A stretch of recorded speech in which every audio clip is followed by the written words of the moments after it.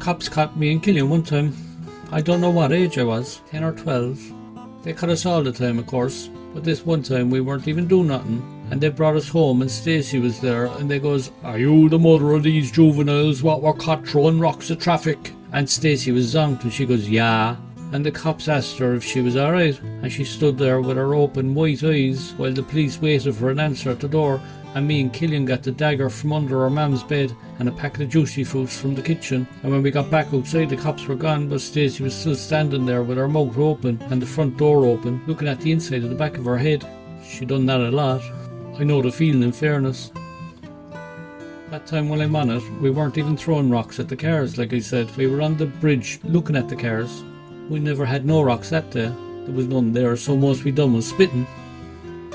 Funny thing is, we thought they were doing us for what we'd done earlier, but after we got back home we knew they never even knew about that.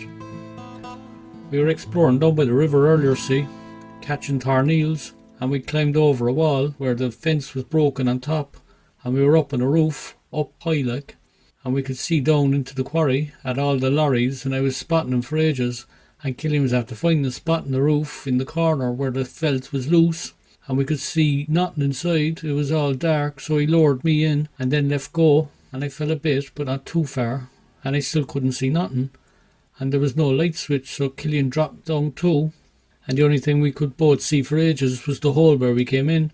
But after a while we could see a door, and it was locked on the other side, and me and Killian were trying to escape into it for ages but got no joy. There was nothing hard enough or pointy enough in the room for it to help us, just a load of papers and a big table. But even after we got the leg off the table and used it as a battering ram, we couldn't open the door. It was rock solid. We could hear there was no one on the other side, like, so there was no bother making noises, but there was nothing worth taking in the room after we searched the place, so we got out the same way. We had to get the long part of the table up against the wall, like, to climb out, because the hole was up too high, and when I was up at the top of the table, Killian had to pull me up through the hole because I couldn't reach, and when he pulled me, the table collapsed and made a louder racket than the battering ram, and we were sure someone heard it and caught us after on the bridge because of that. But then we knew no one heard a sound after we got a lift home, so when we got the dagger and our dinner, we left straight away to see what's in the other room past the door.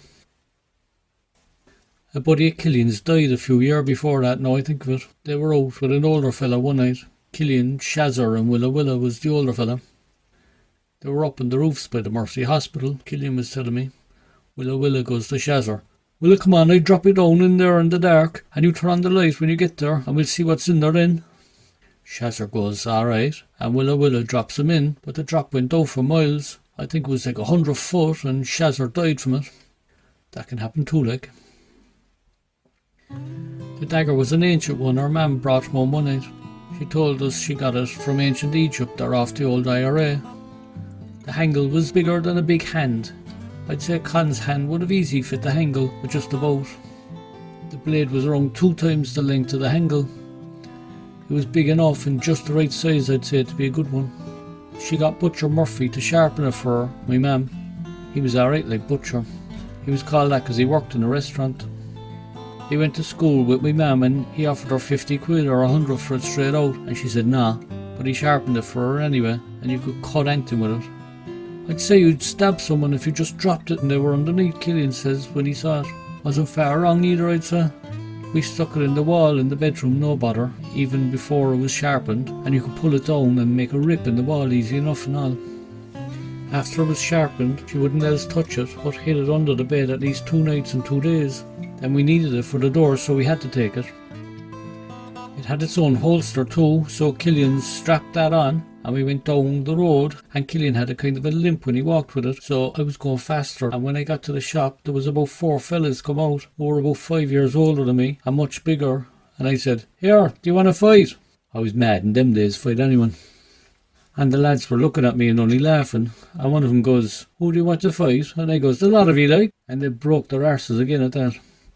"Come on, so we fight you," says one of them laughing and raising his fists.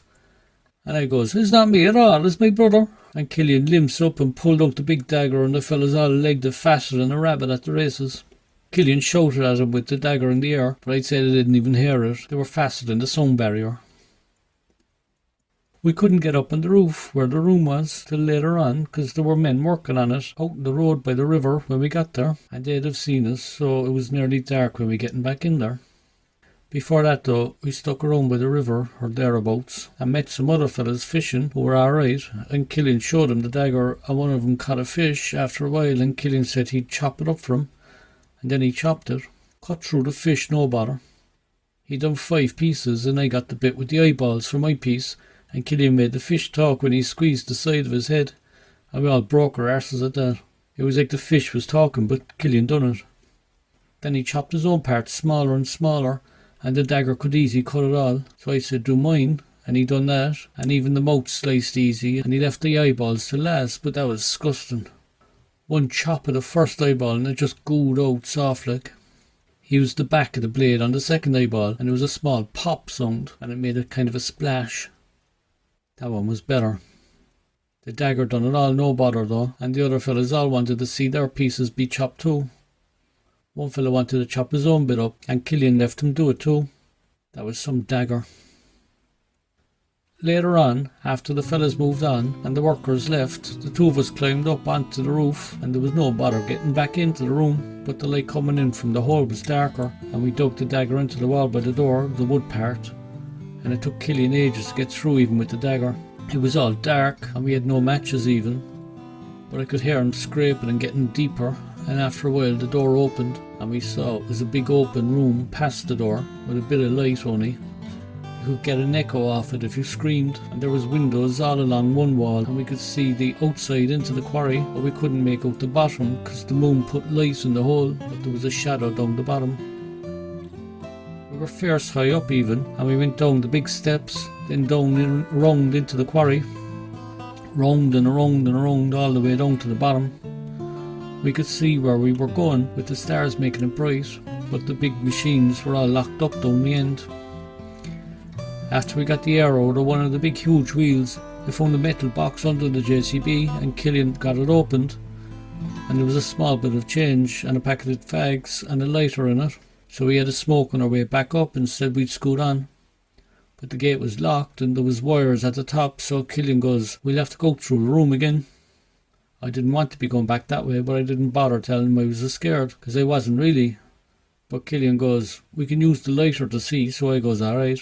And when we got to the top of the steps, Killian lit the lighter when we went in the big room, and we could see shelves that were all totally empty, and that was it. Inside the room, we had to out the lighter to get the table back up against the wall, so Killian did a small fire with the papers so we could see like, and we got out that way, and by the time we were down by the river, we could see there was a big fire behind us up on the roof. And it took ages for the fire brigade to get there, and when they did, they couldn't get in the gate, and when they did, it was nearly morning, and the whole place was lit up, and we got in the gate, and there was a load of people around, and we were all looking at the fire, and the whole building collapsed, stairs and all, while they were hosing it down. That was some night. It was painful walking in circles all the time, down and then up from the quarry. We were totally wrecked from it like, but in fairness the fire brigade made up for it.